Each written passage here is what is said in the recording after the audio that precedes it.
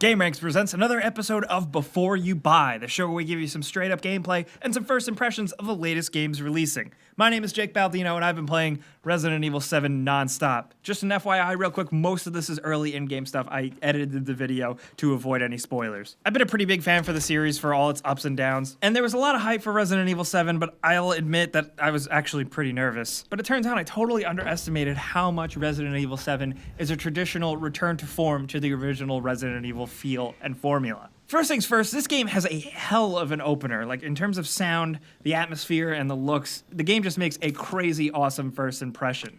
It just really makes it feel over the top, like this crazy awesome horror movie. And also, this is where it feels the least Resident Evil. This is where it feels almost directly like something like Silent Hill's PT. But I will say it's clear from the very beginning of the game and throughout the game, this game wears its influences on its sleeve. Some really honestly expected ones and some vibes that you didn't really expect or thought belonged in a Resident Evil game. But it does take a lot of these horror tropes, and it does manage to handle some of these horror tropes a bit more subtly than something like how The Evil Within did. But it's only a few hours into playing the game, when you get deeper in it, you realize that it is very much a Resident Evil game. You're random everyman guy Ethan Winters searching for his missing wife, and you're stuck exploring a derelict plantation mansion environment, doing the Resident Evil thing, rummaging for healing items and bullets, finding weird keys to open doors, shooting gross monsters, hiding from the Baker family. This new group of antagonists that the game has really banked on to be these iconic villains, and I think they fell a little short, but they are still pretty cool. The nods to classic Resident Evil stuff are both in the forefront with puzzles and item management and just general survival horror stuff. And then there's the more subtle nods, like some references to the series and random reading material,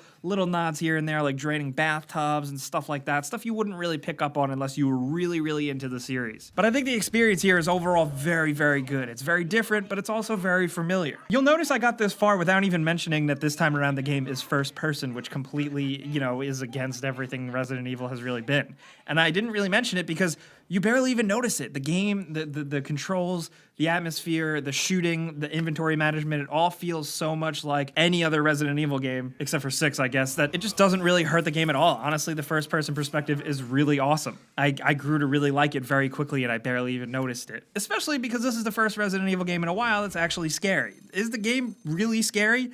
Yeah, at times it can be incredibly effective. I think it was a little overhyped, but there is some good shit here. There's solid jump scares that are actually done well. There's more subtle moments and little things, and there's also like those creepy distant noises, and all that stuff just does a good job even when you're just in like a quiet, comfortable section. And there's just a really good mix of feeling unease just from the lack of items and ammunition and things you need, and the actual graphics and tension and sound design in the game. And I think that's what makes a good survival horror game, because it's hard to design that shit. Weapon, ammo, and health scarcity throughout an entire game, but still managing to feel somewhat fair. Resident Evil 7 nailed it. I've seen a lot of games screw this up really badly, and I'm glad that the series that kind of pioneered it can still do it really well. But speaking of the game actually being scary, let's talk about VR. Now, you can play this game entirely in VR, exclusively on PlayStation VR, which I spent a lot of time with VR, and PlayStation VR isn't the perfect VR headset. It does have its flaws, but it does work for this situation incredibly well. I gotta say, it's really impressive work here what they did, because they essentially built 2 games in a way. The fact that you can jump in and out of this game playable in VR and not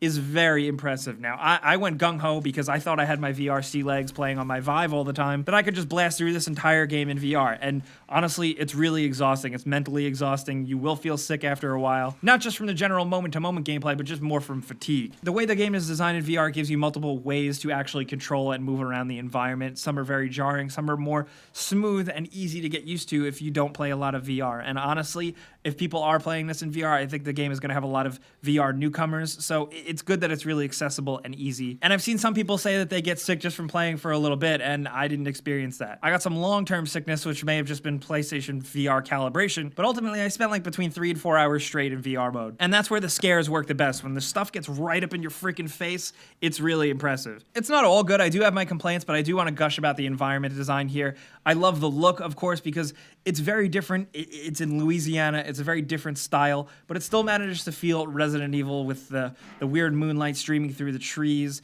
the boarded shutters, the wind blowing, the ravens caw-cawing in the background. It all just works, and it's all detailed, and it just makes you want to explore these environments from top to bottom. Actual combat itself is very fight or flight based. You do have enough ammunition to sometimes work your way through encounters, and aiming is actually surprisingly good considering you're being pitched as the everyman guy who has no combat experience. After a while, it gets pretty easy to pull off headshots and stuff. It's just more the enemies are very tricky and the way they move. But between the anxiety-inducing combat and inventory management, it just feels really, really good. And it just makes for some honestly compelling gameplay, not to mention the bosses here. They're not really perfect, but the way a lot of them revolve around the Baker family is cool. It's different. It's Resident Evil trying something new here, and while it doesn't always completely knock it out of the park, you gotta give them credit for it. There are some really scary moments with these characters, and then there's also some surprisingly just straight up Resident Evil shit with the boss battles too that I'm not gonna spoil. My biggest cons with the game are, first and foremost, combat is actually emphasized a bit too much at points. I just found towards the end of the game combat encounters being way higher than anything in Resident Evil and in this type of game, the way this game is designed should really have, you know?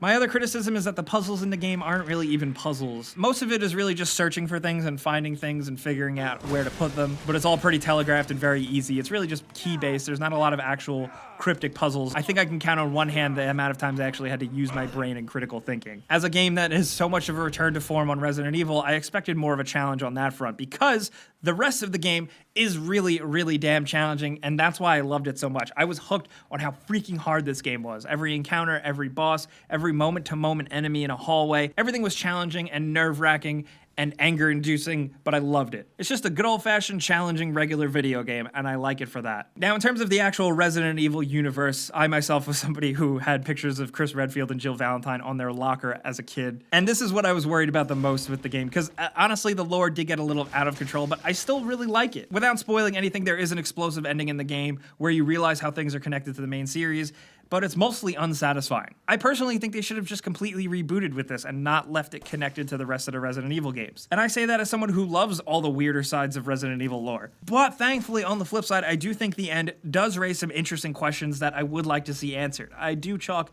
that up as a win for them, at least. So if your question with the game here is replay value, I'd say it has the same replay value as something like Resident Evil 1, 2, 3, or 4. There's multiple difficulty modes, you get new things to go back and play the game with after you finish it, and I finished the game in just over 10 hours, but length is again like any other game in the series. It kind of depends on how aggressively you play. That sounds short, and it is short because everybody plays differently and some people could take even less time. And I know some people out there that here's 10 hours and they're not even going to touch the game. But the way this type of game is, it's a Resident Evil game. And that's not a good justification for the short length, but there is a lot of the replayability here, and I will say, and I don't always use this argument, but this time around it is definitely quality over quantity. But overall, I do think this is a very good game. I wouldn't say it's like the best Resident Evil game, but I think as a game, it has some legs to stand on, and I'm really looking forward to what could possibly be a Resident Evil 8. It's scary, it's challenging, it evokes classic Resident Evil gameplay, and I was generally just very satisfied and hooked from beginning to end. But you probably know by now how my before you buys work. I give you guys some pros, some cons, and some personal opinion thrown in there. But now I want to hear yours down in the comments because I know everybody has an opinion about this game because there are so many Resident Evil fans out there. I want to know what you guys are thinking with this. If you did cruise through and finish it like I did, were you satisfied? Did you have fun? And how do you feel about the ending? Let's talk about that stuff down in the comments. I'll be there answering any questions you guys have about the game, and I'll also be on Twitter, Facebook, and Instagram at Jake Baldino as well. You guys know the deal. Clicking the like button helps us out a ton, and we appreciate it. But if you're new, clicking that circle button and subscribing is a good idea because we put out videos like this every single day. But as always, thanks for watching, and we'll see you guys next time.